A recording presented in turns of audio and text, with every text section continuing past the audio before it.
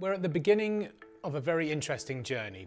We believe that Unreal Engine will be a very powerful creative force in the visual effects world in the future.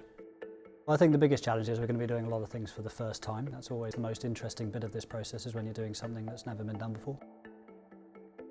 Tim Webber has a vision redefining how you make a film, particularly how you make a computer-generated film or a hybrid CG film.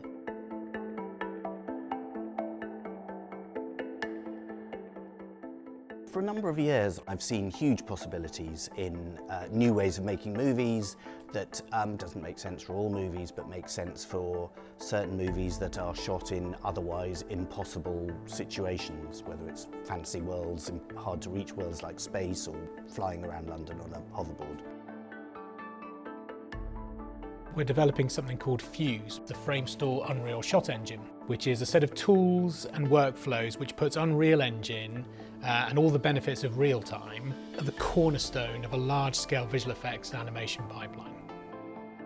The challenge of creating really high quality work is that you need to have a range of artists, all specialists in their individual fields, and they need to be able to communicate seamlessly, working over a period of weeks, sometimes on a single shot.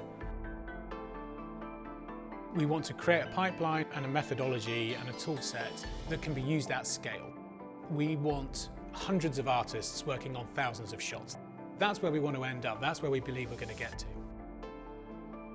Well, one of the things I've always been fascinated by is how to get the nuanced, layered, genuine emotional performance into CG characters. There are some serious challenges in that.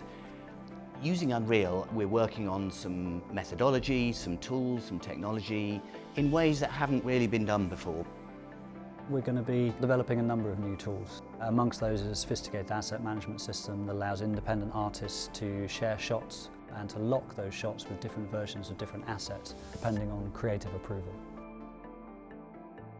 We're not looking for photoreal because the conceit of the movie is visualising someone's memories. It doesn't need to be photoreal, but it does still need to have all the richness and complexity of the real world.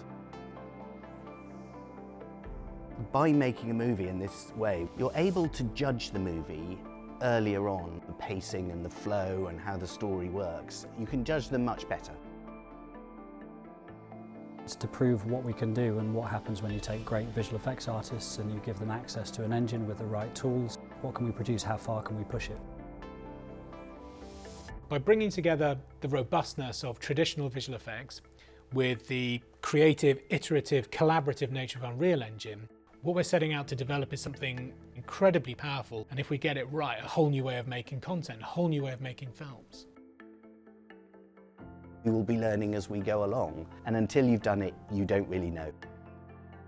It's going to be pushing us out of our comfort zone, but I think that's an exciting place to be.